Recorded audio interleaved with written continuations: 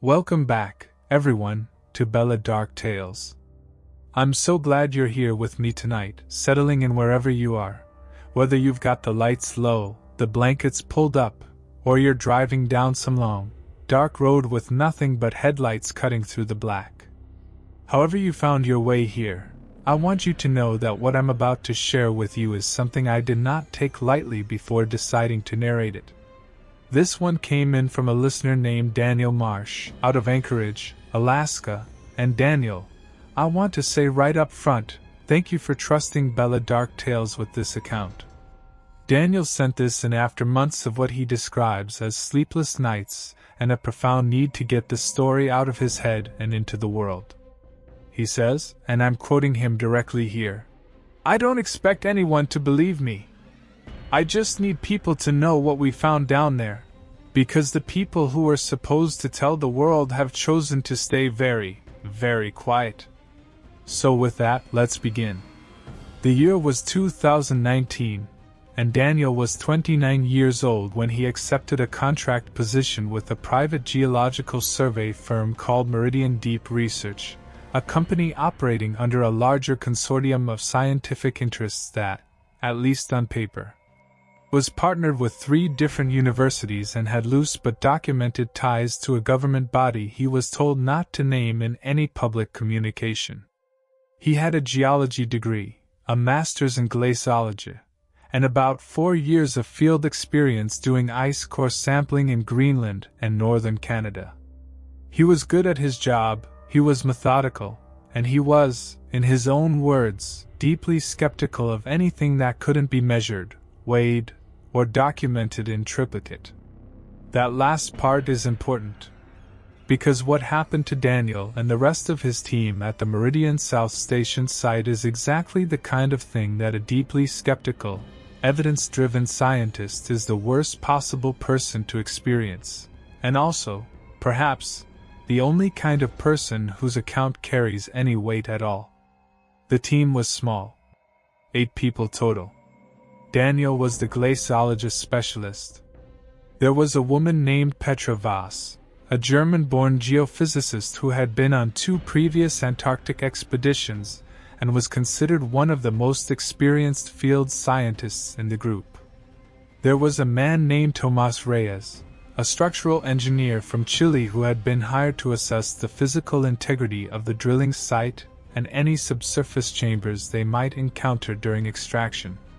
There was a young communications technician from New Zealand named Connor Alcott, 24 years old, cheerful almost to the point of being irritating, and absolutely beloved by everyone on the team within the first week.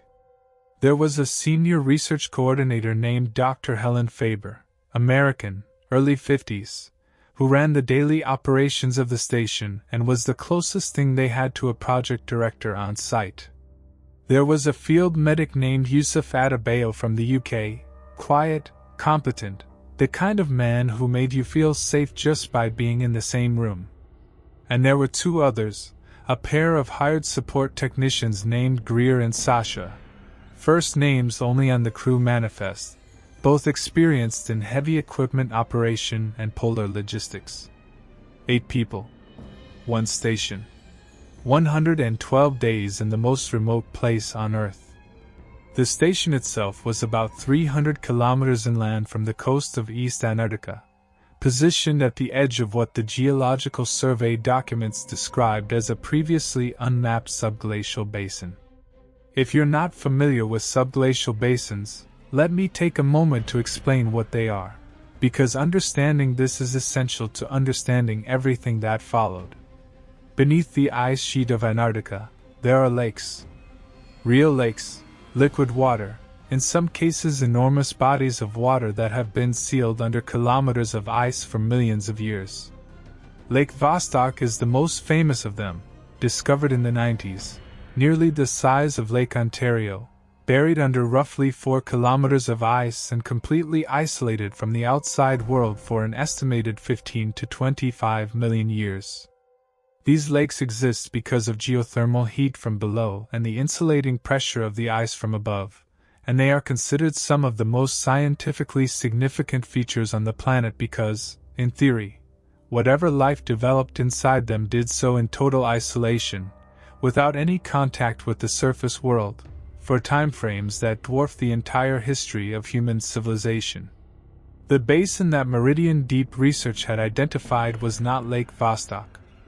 It was smaller, though still substantial, and it was positioned at a depth that made it technically accessible with their equipment.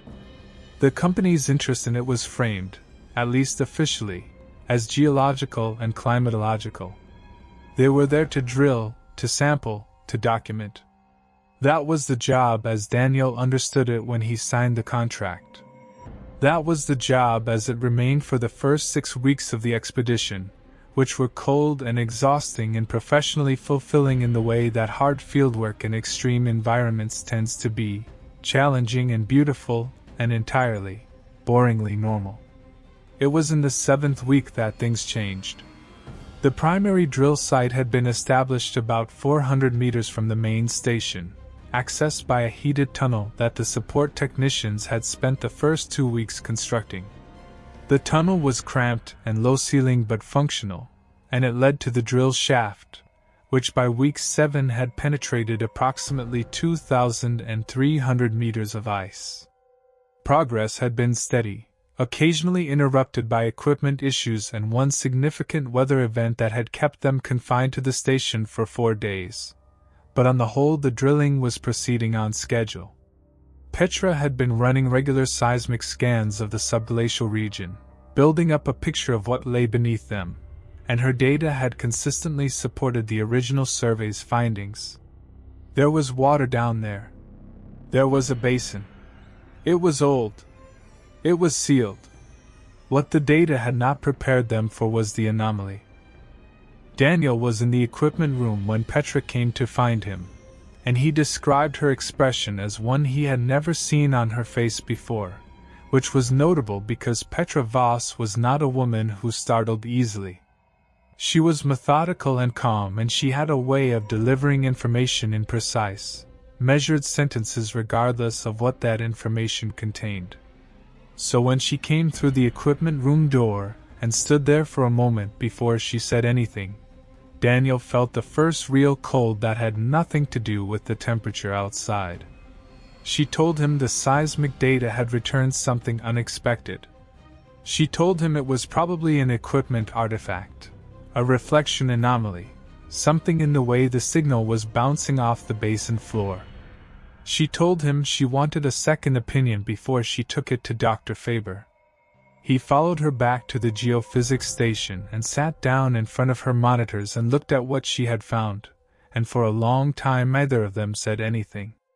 The seismic image was displaying the basin in cross-section, a bowl-shaped void in the bedrock filled with the acoustic signature of liquid water, cold and dark and old beyond any sensible reckoning.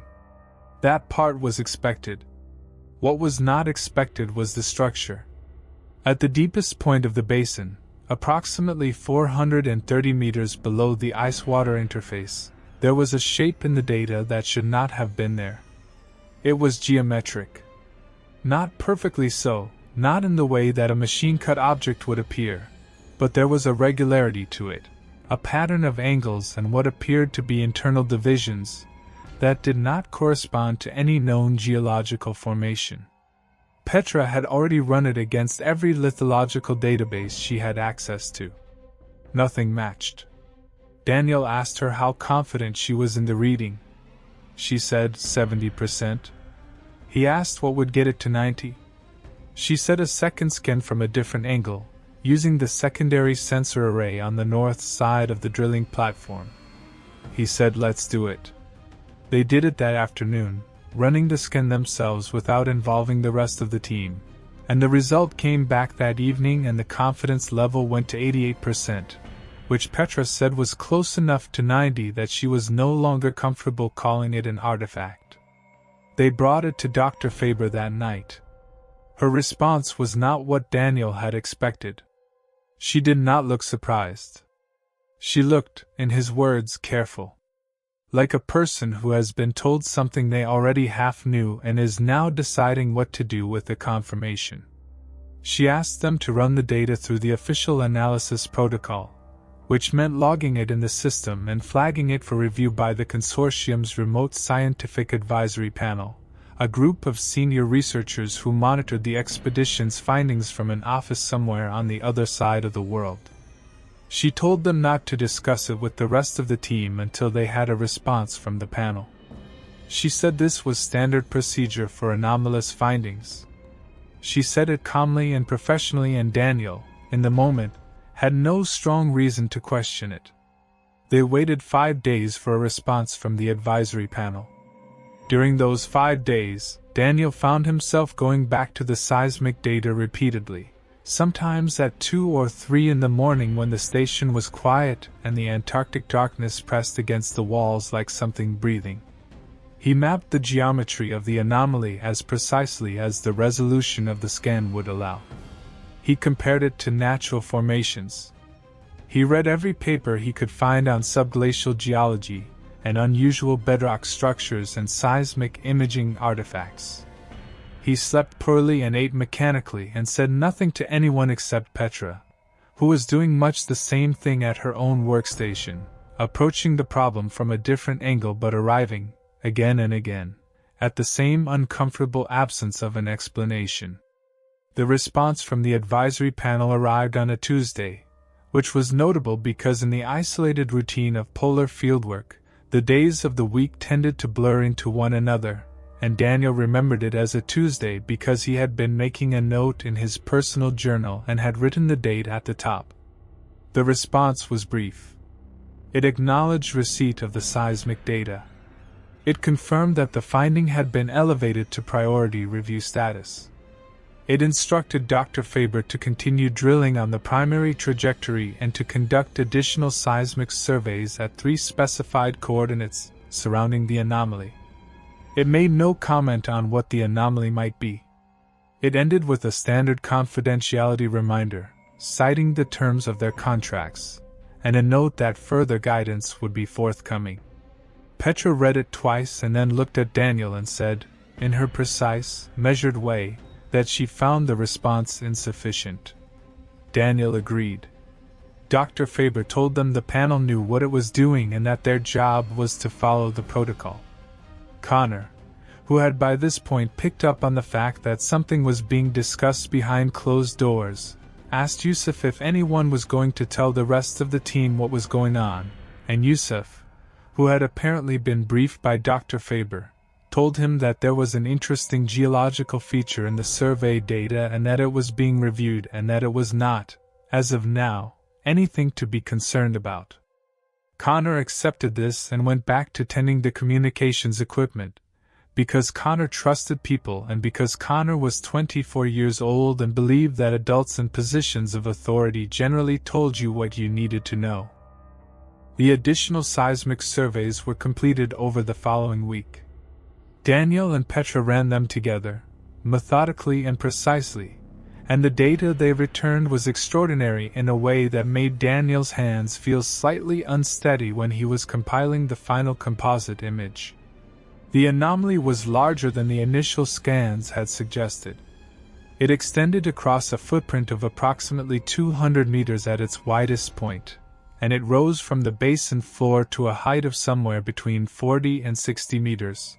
Which the resolution of the seismic imaging was not quite sharp enough to determine exactly. The internal structure was complex, divided into what appeared to be a series of chambers or sections of varying density, some of which returned acoustic signatures consistent with a material harder and more uniform than the surrounding bedrock, and some of which returned signatures that were, bafflingly, consistent with open space. Voids. Internal voids within a structure that had been sitting at the bottom of a sealed subglacial lake for a period of time that neither of them wanted to calculate out loud. When Petra compiled the final report and submitted it to the advisory panel, she included a section at the end that was not part of the standard template. In it, she stated, plainly and without equivocation, that the anomaly did not appear to be geological in origin. She noted the regularity of its geometry, the presence of internal divisions consistent with constructed chambers, the acoustic properties of its outer surface, and the fact that none of her analysis had returned any explanation that was consistent with known natural processes. She stopped short of drawing the conclusion explicitly, but the conclusion was not hard to draw. And Daniel, reading it before she submitted it, felt something settle in his chest that was not quite fear and not quite excitement, and was in fact something that he did not have a precise word for. A feeling that the world had just become a fundamentally different shape than the one he had believed he was living in. The response from the advisory panel this time came in less than 48 hours. It was longer than the first response. It contained a new set of instructions. The drilling trajectory was to be adjusted. Instead of continuing on the path toward the center of the basin, they were to redirect the drill toward a specific coordinate that placed the terminal point of the borehole at the upper edge of the anomaly structure. They were to complete this redirect within 7 days. They were to maintain full documentation of all drill core samples extracted during the redirect phase. They were to install the remote sensor package, a piece of equipment that had been included in their supply inventory but that Daniel had assumed was a contingency item, at the base of the borehole once drilling was complete. And they were, under the terms of their contracts and the confidentiality agreements they had all signed, to communicate nothing about these activities through any channel that was not the official consortium relay. Dr. Faber presented these instructions to the full team at dinner that evening. It was the first time the entire group had been briefed on the anomaly, and Daniel watched the faces of his colleagues as she spoke. Connor looked uncertain. Tomas looked intrigued. Greer and Sasha exchanged a glance that Daniel couldn't quite read. Yusuf sat very still with his hands folded on the table. And Petra, sitting next to Daniel, said nothing, but he could feel from the quality of her silence that she was cataloging every word. The questions came quickly once Dr. Faber finished speaking. Tomas wanted to know about structural risk, specifically whether drilling into an unknown subsurface structure at that depth carried any danger of destabilizing the surrounding ice. Dr. Faber said the panel had assessed the risk and considered it acceptable. Tomas said he would like to see that assessment. Dr. Faber said it wasn't available for distribution at their clearance level. Tomas sat back in his chair with the particular stillness of a man who is professionally offended. Connor asked what they thought the structure was. Dr. Faber said the panel's working hypothesis was an unusual volcanic intrusion, possibly associated with ancient hydrothermal activity. Connor nodded slowly, the way you nod when someone gives you an answer that technically answers your question but doesn't satisfy the actual curiosity behind it. Yusuf asked the question that no one else had asked yet. He asked whether there was any possibility that the structure contained biological material, given that the basin was a closed aquatic environment that had been sealed for potentially millions of years.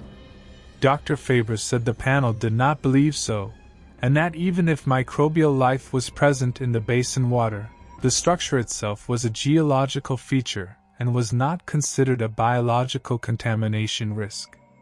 Yusuf looked at her for a moment, and then nodded and said nothing else. But later that night, after dinner, he found Daniel in the equipment room and asked him, quietly and without preamble, what Daniel actually thought was down there. Daniel told him he didn't know. He told him the seismic data was genuinely anomalous, and that the panel's volcanic intrusion hypothesis didn't particularly hold up against the acoustic properties of the structure's outer surface, which returned signatures more consistent with a manufactured composite material than with any known igneous rock formation.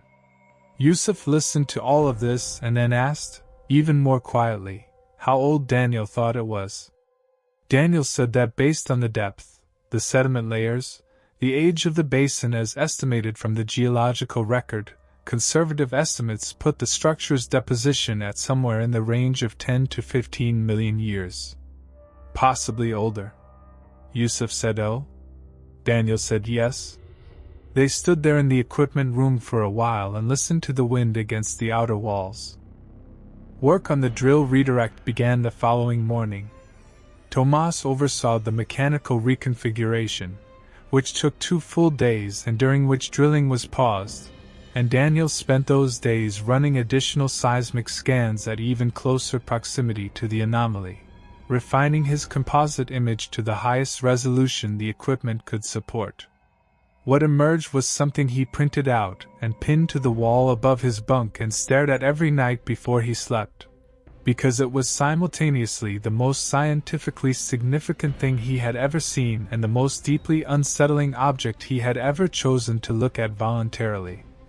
The structure, as best as the seismic imaging could render it, was roughly cylindrical in its overall form, though the surface was not smooth. There were protrusions and recesses along its exterior that Petra, in her notes, described as possibly functional, possibly decorative, and possibly either, since those 2 categories assumed a frame of reference that might not apply. The internal division pattern suggested 5 distinct chambers of varying size, the largest of which was at the base, and the smallest of which appeared to be near the top, close to the point where the structure met the basin floor sediment. The material of the outer surface was the most anomalous element.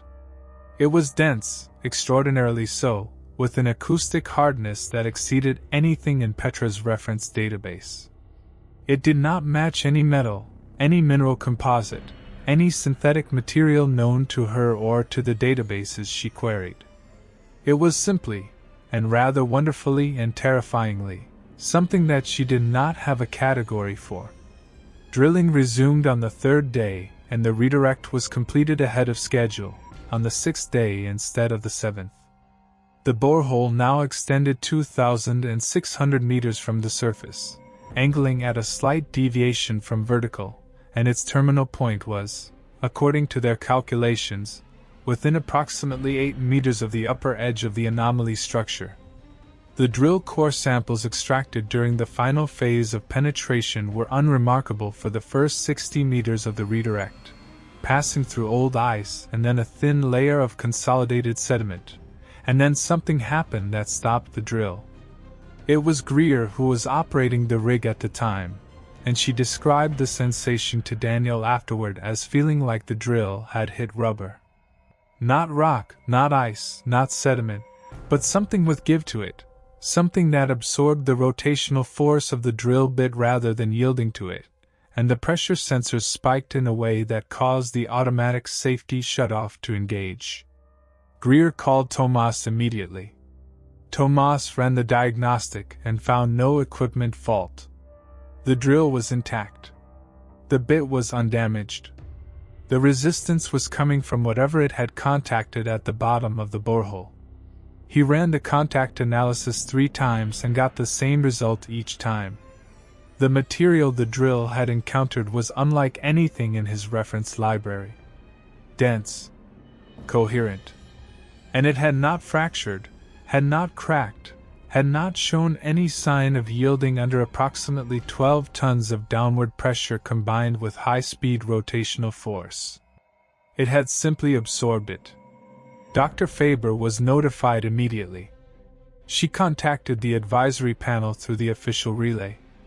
The response came back within 3 hours, which was unusually fast by the panel's established pattern of communication, and it contained 2 instructions.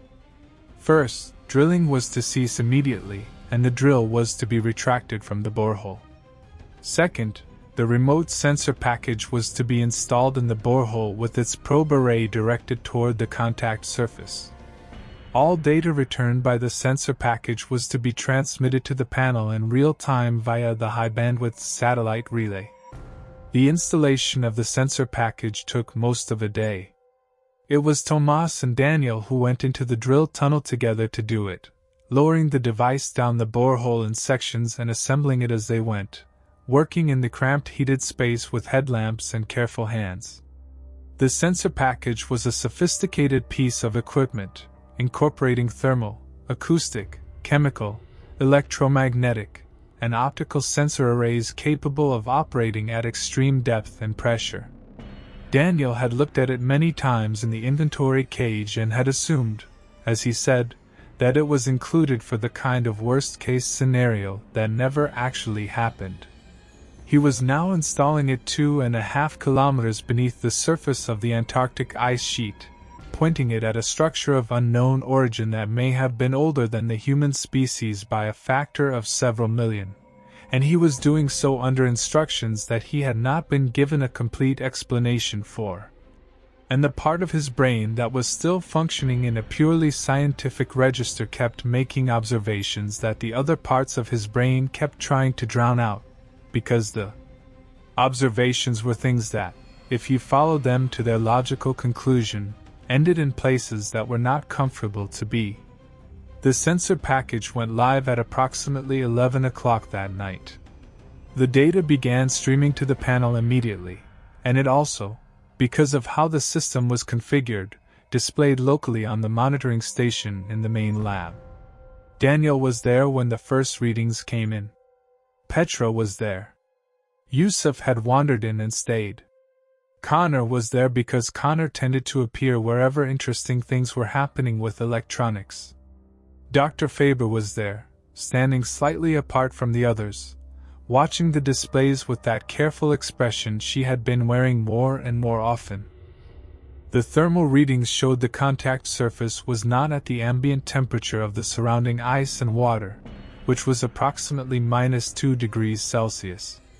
The contact surface was warmer. Not dramatically so, not warm in any way that would suggest active heating, but there was a consistent thermal differential of approximately 4 degrees Celsius between the surface of the structure and the surrounding environment. The acoustic readings showed the material's response characteristics in more detail than the seismic imaging had provided. It was dense in a way that suggested internal tension, as though whatever it was made of was under compression, or had been engineered to resist expansion. The electromagnetic readings showed something that made Connor, who was a communications technician and therefore the most practically familiar with the electromagnetic spectrum, go very quiet and then ask, in a slightly unsteady voice, if anyone else was seeing what he was seeing. What he was seeing was a signal. Not a strong one, not something you could call a broadcast, but a pattern in the electromagnetic noise that was inconsistent with geological background radiation and inconsistent with any natural electromagnetic phenomenon that any of them could identify. It was low frequency, extremely low frequency, in a band that Connor said was typically associated with certain kinds of deep penetration communication systems, specifically those designed to communicate with submarines. It was faint. It was rhythmic. And it had been there, according to the sensor's logging function, which was recording retrospectively from its installation time, for the entire duration since the sensor package had been switched on. Petra asked whether it could be interference from their own equipment. Connor checked. It was not. He isolated every potential source of electromagnetic emission in and around the station and accounted for all of them. The signal from the borehole did not match any of their equipment's emission profiles. He verified this 3 times in the next 2 hours, becoming progressively less calm with each verification, though he maintained his composure in the way that young people sometimes do when they are frightened and are not yet sure whether they are allowed to be. Dr. Faber transmitted the full sensor data package to the panel at midnight and sent a verbal summary by audio relay, speaking in the measured, professional cadence that she always used, but choosing her words with a precision that Daniel later said reminded him of someone walking carefully across ice they didn't trust. The response from the panel came at 3 in the morning and woke everyone who had managed to fall asleep. It was brief. It said the data was being analyzed. It said all personnel were to remain on station. It said a supplementary team would be arriving at the site within 72 hours. It said, and this was the part that Daniel read 4 times before he was sure he had read it correctly, that under no circumstances were any personnel to approach the borehole entrance, enter the drill tunnel, or attempt any direct physical engagement with the borehole or its sensor array until the supplementary team arrived. Nobody slept well that night.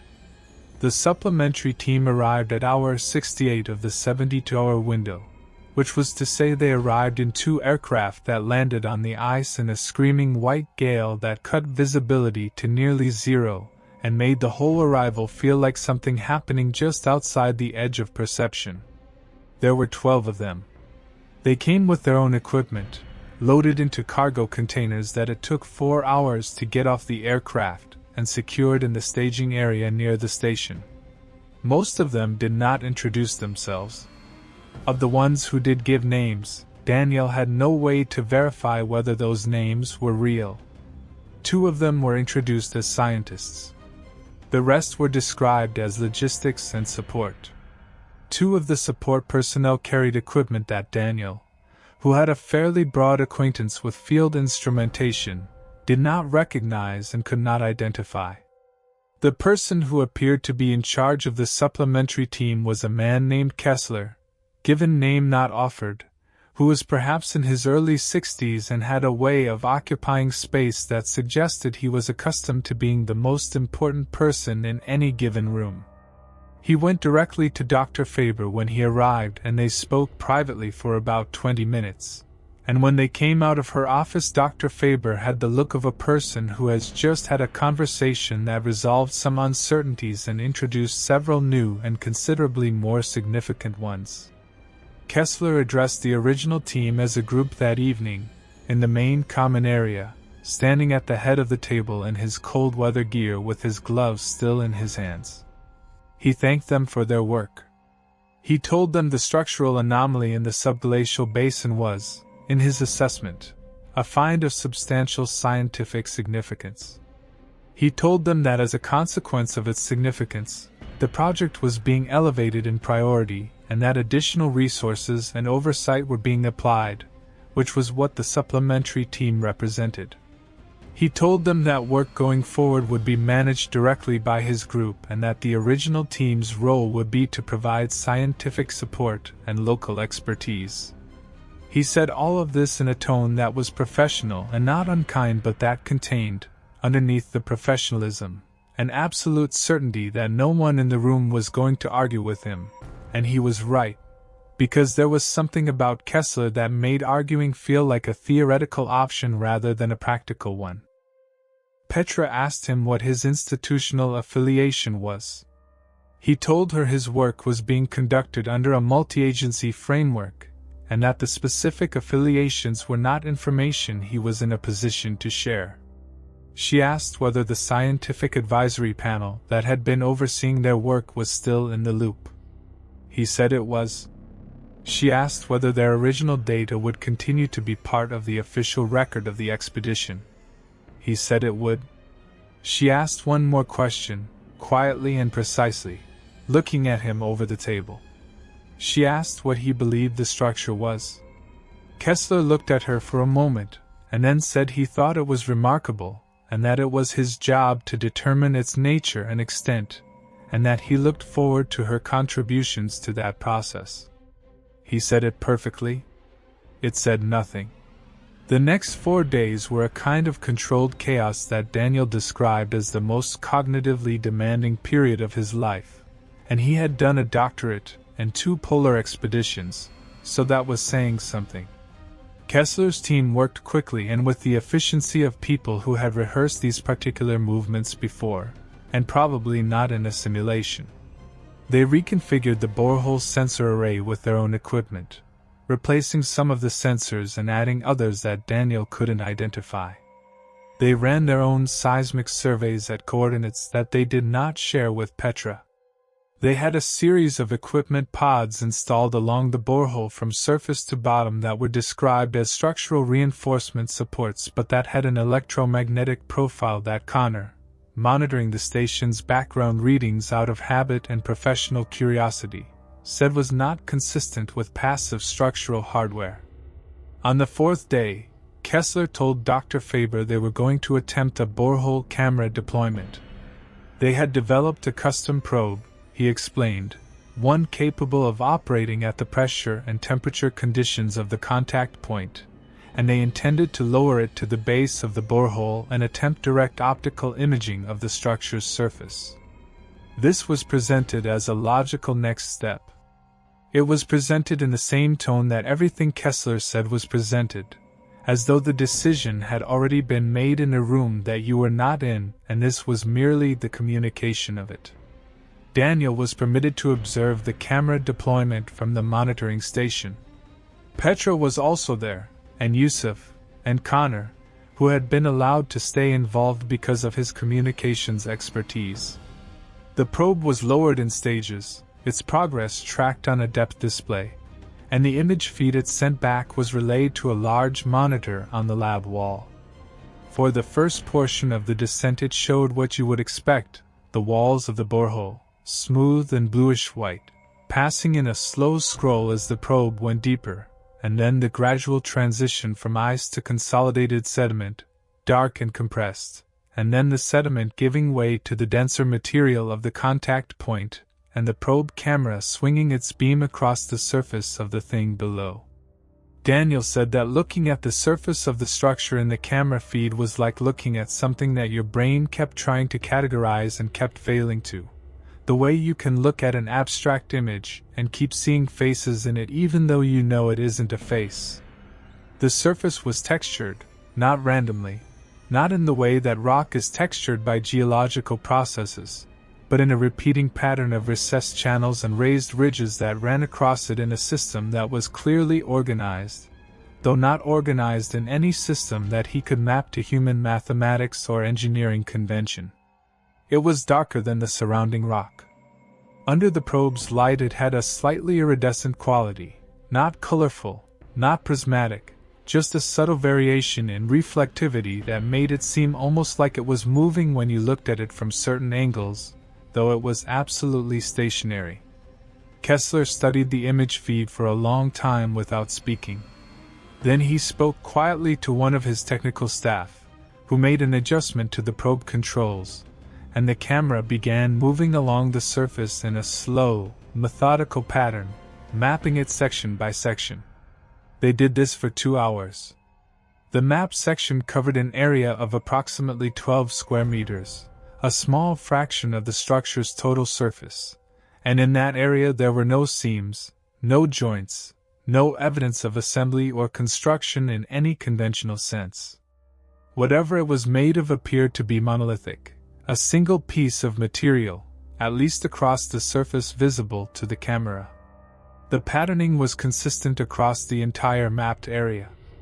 It did not repeat exactly in any way that suggested a modular unit, but there was a mathematical relationship between the elements that Petra identified at one point, quietly and almost to herself, as possibly prime-based.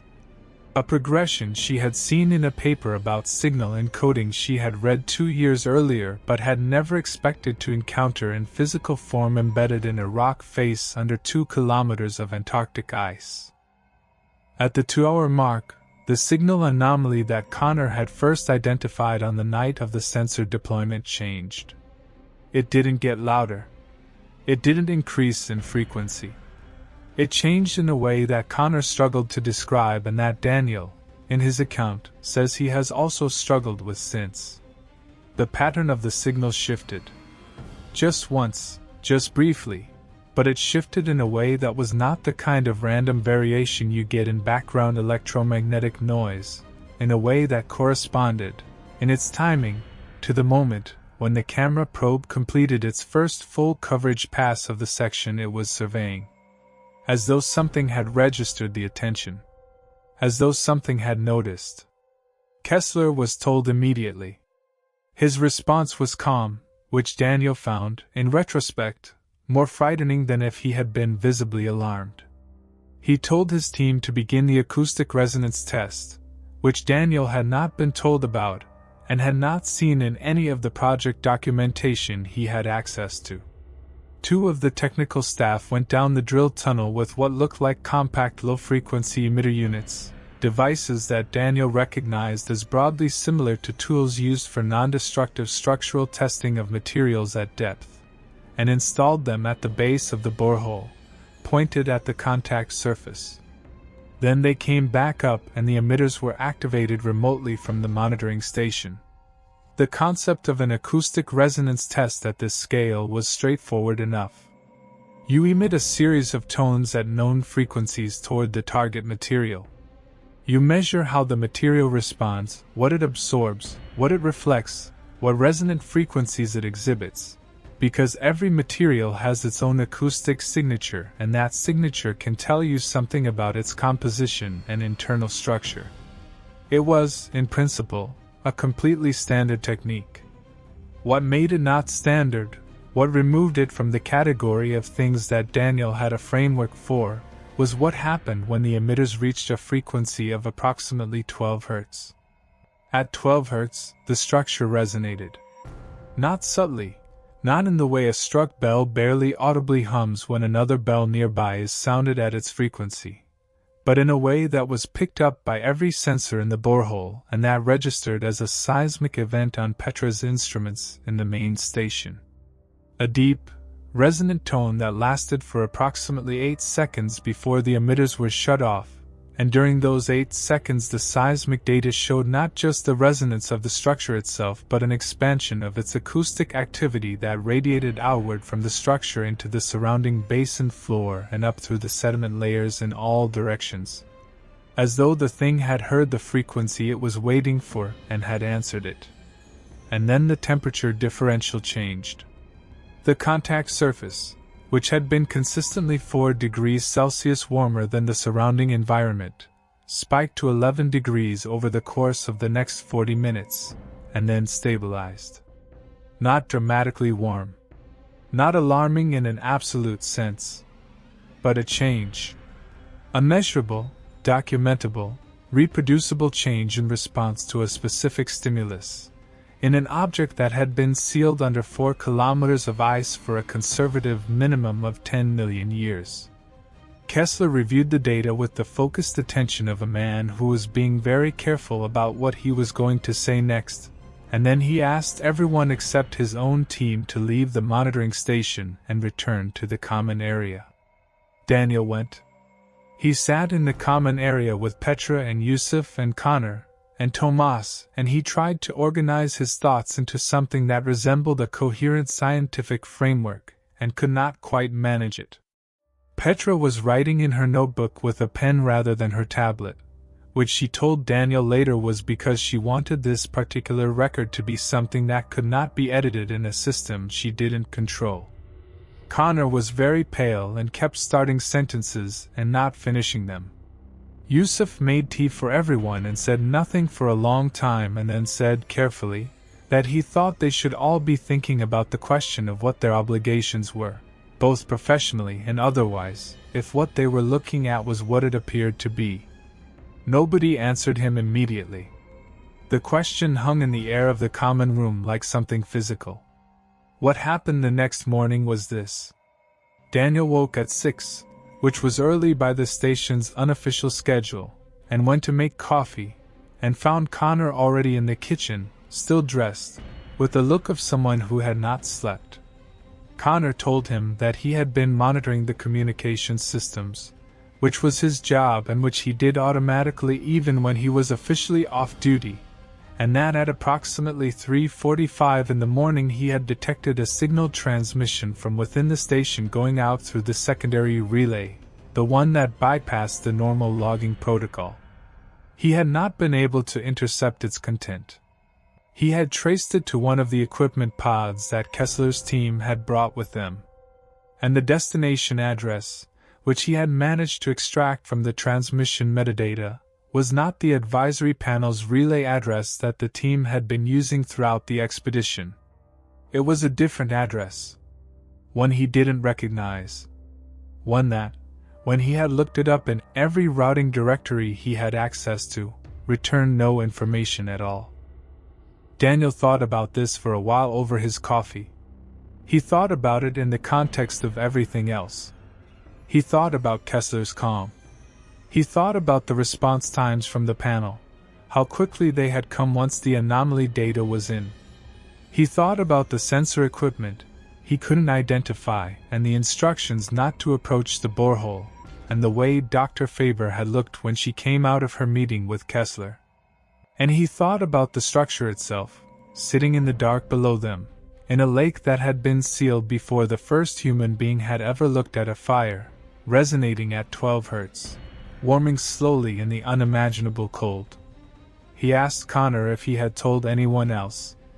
Connor said not yet. Daniel told him to tell Petra. He said it quietly and with a certainty that he could not entirely explain, and Connor, to his credit, did not argue. The three of them met in Petra's lab at 8 that morning, before the station's official day had started, before Kessler's team was fully active. Petra listened to Connor's account without expression and then sat for a moment with her pen on her notebook and said two things. First, she said that the transmission's existence was consistent with what she had suspected since Kessler's arrival, which was that this project had a second layer that was not accessible to them, and that whatever conclusions Kessler's team was drawing from their data, those conclusions were being reported to someone other than the institutions listed on their contracts. Second, she said she had been running her own analysis of the seismic data from the previous day's acoustic resonance test, specifically the pattern of the resonance response's outward propagation through the basin sediment, and she had found something in it that she had not been able to sleep over and that she needed to show them. She pulled up the seismic imaging on her monitor. She had overlaid the resonance propagation pattern from the test onto the topographic map of the basin floor. The pattern of the resonance response, the way the acoustic energy had moved outward from the structure through the sediment, was not uniform. It was directional, in the same way that the pattern on the structure's surface was directional, in the same way that a circuit board is directional, routing energy through established pathways rather than dispersing it randomly. The resonance had traveled from the structure outward through the basin floor in a series of distinct pathways that, when mapped, described a pattern that covered most of the basin's floor area. A pattern that, in Petra's words, bore no resemblance to any natural propagation model she had ever encountered, but that bore a strong resemblance, at the conceptual level, to the layout of an activation sequence, a term she used as a glaciologist and structural geophysicist with full awareness of how extraordinary it was for her to be applying it in this context. The structure had not just resonated in response to the 12 Hz tone. It had sent something along those pathways. And where those pathways terminated, at 17 distinct endpoints distributed across the basin floor, Petra's seismic data now showed elevated thermal signatures that had not been present before the acoustic test. 17 warm spots in a sealed subglacial lake that, until 8 seconds of sound at 12 Hz, had been uniformly cold. Connor said, quietly and in a voice that was trying very hard to be steady, that he wanted to go home. Daniel understood this completely. He also understood that there was nothing about the situation they were in that was going to let any of them treat this information as something that could be left behind or ignored, because what Petra was showing them on that monitor was either the most important scientific discovery in the history of the human species or something else, and the something else was precisely the problem. Daniel went to Dr. Faber. He found her in her office and he told her what Connor had observed about the secondary transmission, and he told her what Petra had found in the resonance propagation data. He laid it out carefully and factually and without the interpretation, just the observations. Faber listened to all of it without interrupting, and when he finished she was quiet for a long time, looking at a point on her desk that was not specifically anything, just a patch of the surface. And then she looked up at him and said, in a voice that was very different from her usual professional cadence, that she thought he should understand something about the situation they were in. She told him that the project's scope had always been larger than the geological survey framing suggested. She told him that the anomaly in the basin was not entirely unknown to the consortium before the expedition began, that there was prior data, satellite-sourced and seismological, that had pointed towards something unusual at this location, and that the expedition's true purpose had always been as much about investigating that something unusual as about the stated climatological research. She told him that Kessler and his team were not affiliated with any university or research institution but with a government body that she had been told nothing specific about, and that their involvement had been arranged at a level above the advisory panel, above the consortium, above any institutional structure she had direct knowledge of. She told him she had been uncomfortable with this since before the expedition departed and had become significantly more uncomfortable since Kessler's arrival, but that she had been operating within the framework she had been given because she did not yet have sufficient basis to step outside it. Daniel asked her what sufficient basis would look like. She said she didn't know. He asked her what she thought the structure was.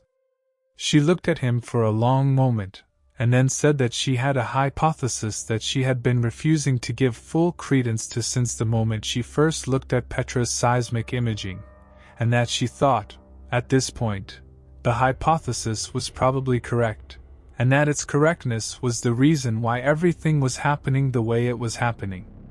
He asked her to say it out loud. She said she would rather not. He said he needed to hear her say it. She said, quietly and with a kind of exhaustion, that she thought what was at the bottom of the borehole was something that had been put there deliberately, by something that had the capability to put it there, and that whatever had put it there had either done so with the intention of it being found at some later time, or had done so for purposes that did not include ever being found at all. She told him to keep working. She told him to document everything he could.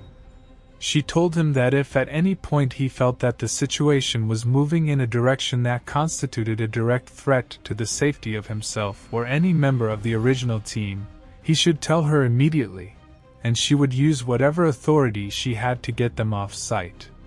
He thanked her and left her office and went back to his bunk and sat on the edge of it for a long time looking at the printed seismic image on the wall above him, the ghostly cross-section of the thing below, its chambers and its surfaces and the faint, regular pattern of its engineering, whatever engineering was, wherever it had come from, however many millions of years ago. That night the signal changed again. Connor was monitoring, as always, and he brought Petra and Daniel to the communications station at 11:15 to show them the electromagnetic signal from the borehole, the one that had been a faint, rhythmic, extremely low-frequency pulse since the sensors went live, had developed something new in its pattern. A secondary element, a higher frequency component that was riding on top of the original low-frequency base. Connor said it was in a range associated with certain kinds of data transmission. He said the pattern was structured, not random, in a way that suggested it was carrying encoded information rather than simply oscillating. He said he could not decode it, that whatever encoding it used was not any protocol in his library. He said it had appeared at precisely the moment, to within 30 seconds, when the thermal elevation at the basin floor endpoints had plateaued at a stable level. Something had turned on. Kessler's team discovered the signal change at approximately 1 in the morning, by which point Daniel, Petra, and Connor had been monitoring it for 2 hours, documenting everything and speaking in the low, careful voices of people who are trying very hard to behave like scientists when the thing they most want to do is something else entirely. Kessler himself came into the communication station at 1:15, fully dressed despite the hour, and stood behind them and looked at the display for about a minute without speaking. Then he said, to no one in particular, and in the tone of a man confirming something he already knew, that the initialization phase appeared to be complete. Daniel asked him what that meant. Kessler said it meant things were proceeding as anticipated. Daniel asked him what things. Kessler looked at him with the same careful expression that Dr. Faber had been wearing for weeks and said he appreciated Daniel's contributions to the project and that he would ensure they were documented in the official record. Then he asked them all to go to their quarters and stay there. Daniel did not immediately go to his quarters. He went to find Yusuf. Because of everyone on the original team, Yusuf was the one whose calmness he trusted most in a moment that was rapidly ceasing to feel like something that calmness was appropriate for. He found him already awake, sitting at the small desk in his room, making notes in a medical log. Yusuf looked up when Daniel came in and listened to everything Daniel told him. And when Daniel was done, he said that he had noticed something in the past 24 hours that he had not yet mentioned to anyone because he had been trying to determine whether it was significant, and that in light of what Daniel was telling him, he now thought it was. 2 of Kessler's team members had been behaving unusually.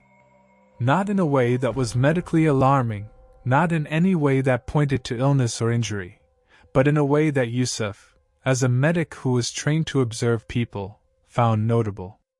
They were spending extended periods of time in the area near the borehole entrance, in the drill tunnel, despite the fact that their duties during those periods did not appear to require it.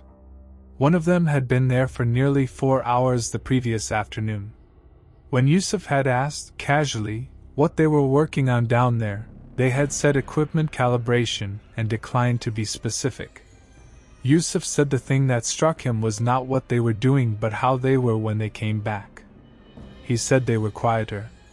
Not distressed, not frightened, just quieter. And that there was something in their eyes when they talked that he had seen before in his medical career and that he associated with people who had experienced something that had rearranged their internal sense of what was possible. He said it carefully and precisely because he was a careful and precise man. And Daniel sat with it in the small, warm room with the wind outside and the ice below, and the thing at the bottom of the ice doing whatever it was now doing. And he felt what he had been feeling since the beginning of all of this, the thing that didn't have a name, the feeling of the world becoming a different shape. At 4 a.m, the alarm sounded. It was not a fire alarm. It was not the standard emergency evacuation tone. It was the seismic alert, which meant Petra's instruments had registered an event significant enough to trigger the automatic notification system. Daniel was out of his bunk and in the lab within 90 seconds, and Petra was already there, staring at the displays with an expression that was the first time in 6 weeks he had seen her look actually frightened. The seismic data was showing an event at the basin floor, not a natural seismic event, not an earthquake, or a tectonic shift, but a pressure event, a rapid and substantial change in the acoustic and thermal properties of the basin's lower sediment layer, radiating from all 17 of the thermal endpoint locations simultaneously. All 17 of them were active. The thermal signatures had spiked. The acoustic profile had changed from the dormant baseline they had shown since the resonance test to something that Petra's instruments were classifying as movement, physical movement within the sediment, as though whatever was at those 17 points was not passive anymore. As though it was doing something. Kessler appeared in the lab doorway 20 seconds after Daniel and Petra. He looked at the displays and then looked at Daniel and said, in a voice that was the calmest Daniel had ever heard a human voice be, that he needed to ask Daniel and Petra to come with him to the drill tunnel immediately. Daniel asked why. Kessler said that the primary structure was beginning a process that his team needed scientific support to properly document, and that Daniel's glaciology expertise and Petra's geophysics expertise were required. He said it was not a request. They went. They put their cold weather gear on and went through the heated tunnel to the borehole platform, and the 5 of Kessler's technical staff who were already there stood aside to let them in, and the borehole, which had been a dark column of engineered space for all the weeks of the expedition, was now doing something different.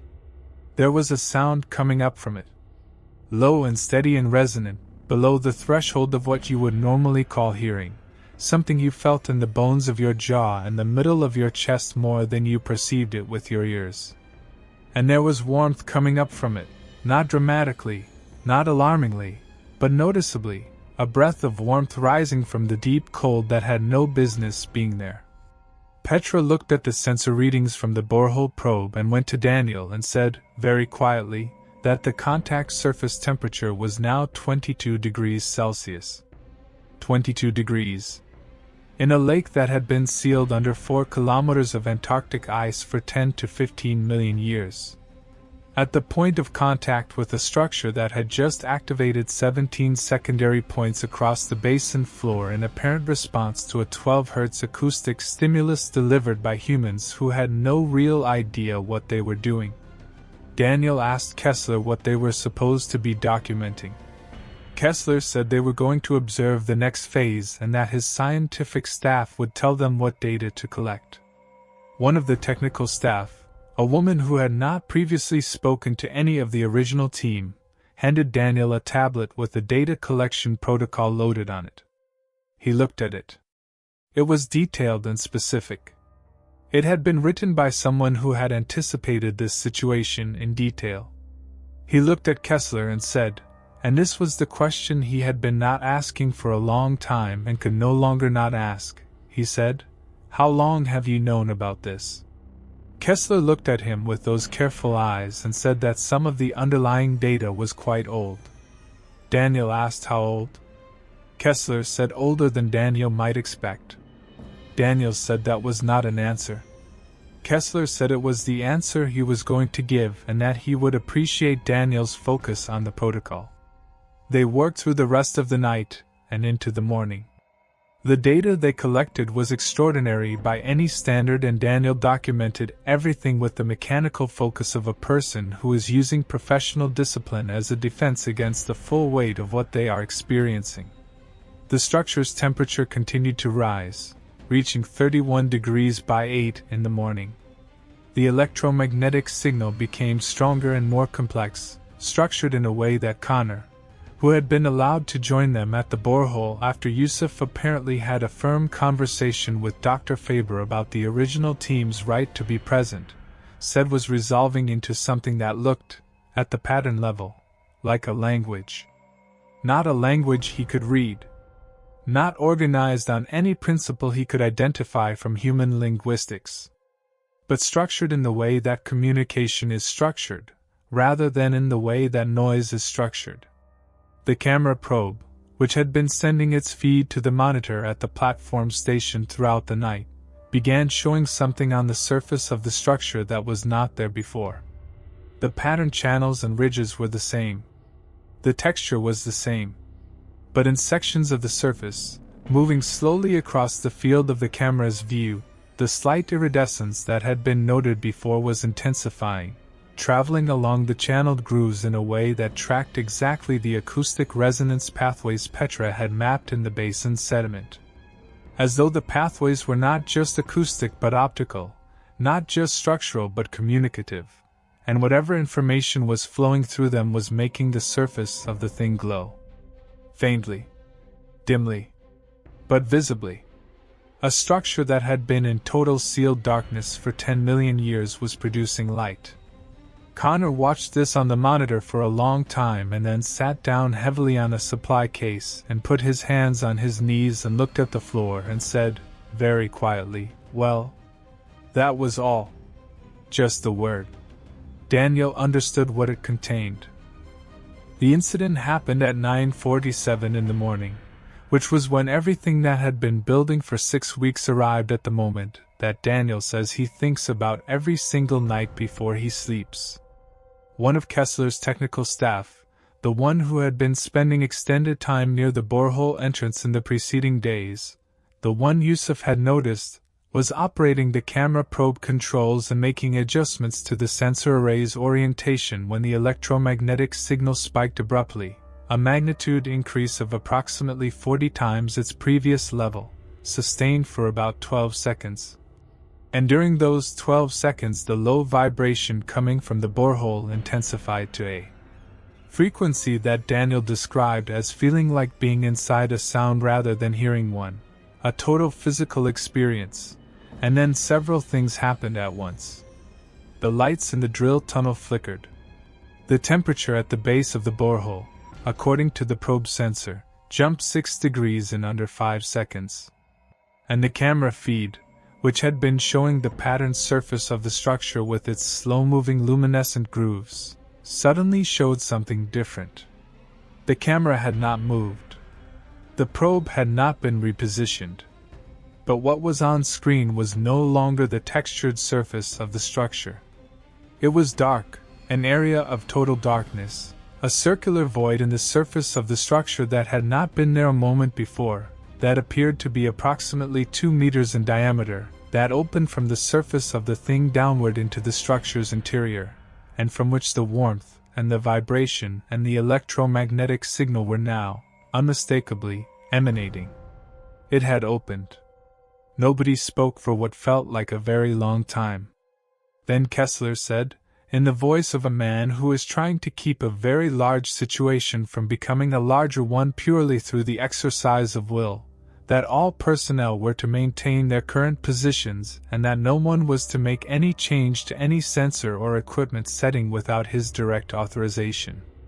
He then went to the corner of the platform and made a call on the relay, a short call, and when he came back his face held the same expression it always held, which was to say no expression that could be read, and he said they were going to wait for further instructions and that everyone should stay calm. Daniel looked at the monitor. The aperture in the structure's surface, if that was what it was, remained open. The luminescence from the grooves on the surrounding surface was stronger now, brighter, in the same way that you would expect a circuit to be brighter when it was fully active rather than partly so. The electromagnetic signal was holding at its elevated level, the complex structured pattern of it resolving in the monitoring display into something so organized, so clearly intentional, that Daniel found he could not look at it for very long at a stretch because looking at it too long made him aware of the full implication of what he was seeing, which was that something had waited in the dark below the ice for longer than the whole of human civilization, and then longer than the whole of human existence, and longer than that, and now something had noticed that the conditions for something had been met, and that something was now opening. He thought about the question Yusuf had asked at dinner, what their obligations were. He thought about Petra's note in the seismic report that the anomaly did not appear to be geological in origin. He thought about Dr. Faber's hypothesis that she had refused to state, and then stated. He thought about Connor saying well. He thought about all the preparation that had gone into this expedition before it began, the equipment that had been packed that was not listed as standard geological survey gear, the speed of the advisory panel's responses once the anomaly data was in, the presence of Kessler and his team and their own equipment and their own relay address. He thought about the phrase Kessler had used. Initialization phase. He thought about the phrase complete. He did not say anything. He stood at the borehole platform with his colleagues and with Kessler's people and looked at the monitor and listened to the sound coming up from the deep and felt the warmth of a thing that should have been cold, and he understood, in the way you understand things that you are not prepared to understand, that everything that had happened in the last 7 weeks had not been the discovery of something. It had been the culmination of something.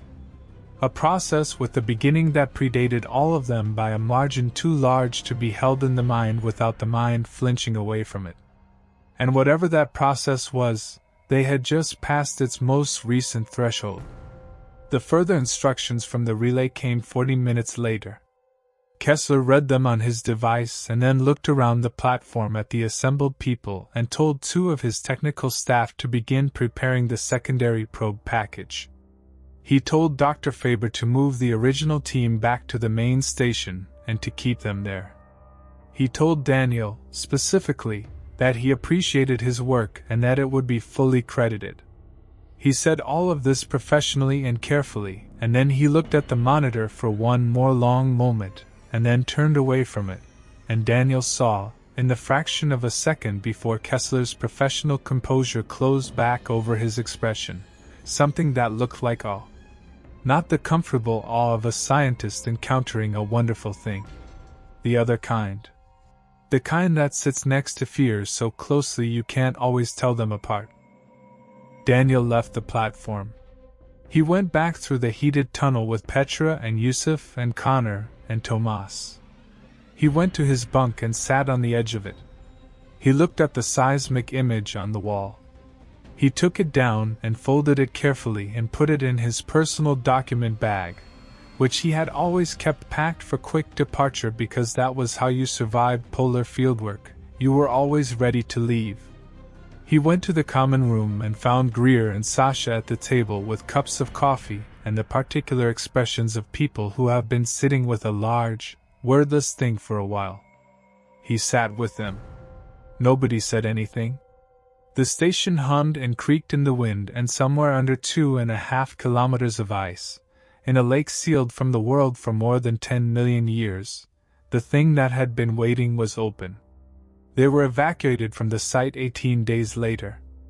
The official reason given was a weather-related operational decision, and there was, in fact, a significant weather system moving into the region, though Daniel says it was not severe enough to justify the abruptness of the departure order, which came with less than 6 hours of notice.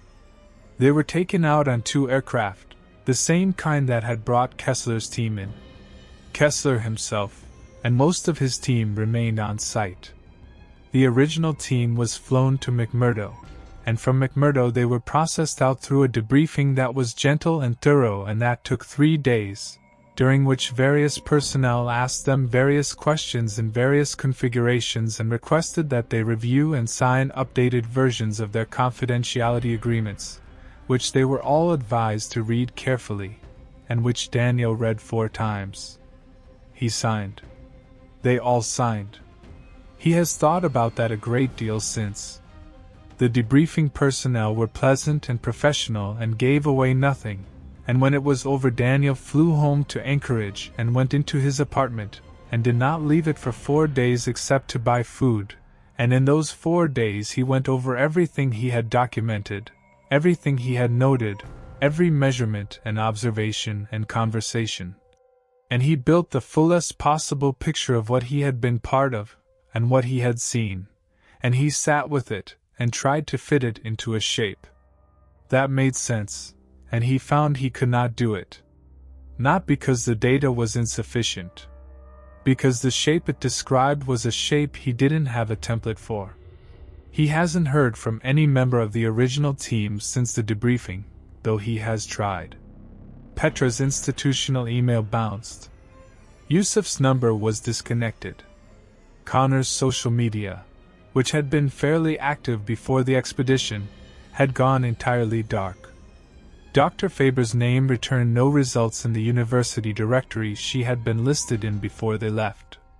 He has found Tomas once, a brief professional listing that was a year old and contained no contact information. He has found nothing for Greer and Sasha, which was predictable given that he had only ever known their first names. He sent the account to Bella Dark Tales, he says, because he needed it to exist somewhere outside his own head, and because he has come to believe that the people who know about what is under the ice in Antarctica are not going to tell anyone, and that the reason they are not going to tell anyone is not because they think the answer is nothing. It is because they think the answer is something, and because whatever that something turns out to be, the decision about what to do with it is one that the people currently in possession of it have decided to make without reference to anyone who wasn't already in the room. He ends his account with something that I want to share with you exactly as he wrote it, because I think it is the truest thing in the whole document, and I want you to hear it. He says, "I am not a man who believes in things he can't measure. I still don't. What I measured is what I've told you. And what I measured, if you follow it to where it goes, is a thing that was down there in the dark long before we were here. That built something. That waited. That, when we finally made enough noise, woke up. And that is where Daniel Marsh's account ends. I want to take a moment before I close out tonight to just sit with that, because this one is staying with me in a way that a lot of stories I've narrated haven't. Whether you take Daniel's account as literal truth, as a constructed document, as something in between, there is something in the texture of it that I find deeply compelling, and I think it's this. The part of the story that frightens me most is not the structure, and it is not the signal, and it is not even the opening, although all of those things are deeply unsettling in their own right. The part that frightens me most is the people. It's Kessler with his calm. It's Dr. Faber with her hypothesis she didn't want to say out loud. It's the 3-day debriefing with its carefully worded updated confidentiality agreements. Because whatever is or isn't down there under the ice, the part of this story that I know is real, that I recognize from the world as I understand it, is the part where some things get found and the people who find them decide who gets to know. And that part doesn't need Antarctica. That part is just us. Stay curious, and stay careful, everyone. Thank you so much for spending this time with me tonight. If this story moved you, if it unsettled you, if it's going to be sitting at the edge of your thoughts when you try to sleep, then I want to hear from you. Drop your thoughts and your reactions in the comments below. I genuinely read every single one, and I love knowing what hit you and what didn't, and what you think is really going on beneath that ice. And if you have a story of your own, something you've experienced, something someone you trust has experienced, something that doesn't fit into the shape of the world as it's supposed to be, please share it with us at belladarktales@gmail.com. That is where Daniel sent his account, and look where that got us. Every story on this channel starts with someone deciding to speak, and I am grateful every single time that they do. If you're new here, please subscribe, because we do this every week and you do not want to miss what is coming next. And if you've been here a while, you already know, so tell your people. Share this one with someone who won't sleep after they hear it. That's what we're here for. That's the whole thing. I'll see you in the dark.